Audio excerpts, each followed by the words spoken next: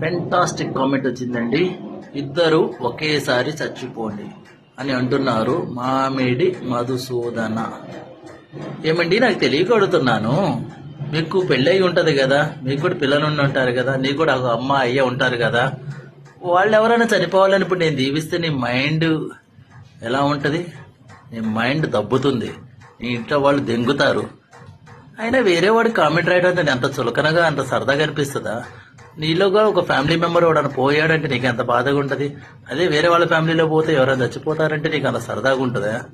ఏం మనిషి అండి మీరు? అసలు ఏం పుట్టక పుట్టారండి మీరు? అన్నం తింటున్నారా, గడ్డి తింటున్నారా? అసలు మీ ఇంట్లో నీ పెళ్ళం అన్నం పెడుతుందా, లేకపోతే పెళ్ళమైతే నీ మొగుడు అన్నం పెడుతున్నాడా? అసలు అన్నం తింటున్నారు, మీరు గడ్డి తింటున్నారండి. నాకు అర్థం కాదు.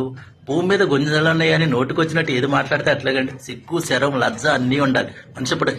మనిషి పుట్ట కొట్టారు మీరు. లంజ కొడక.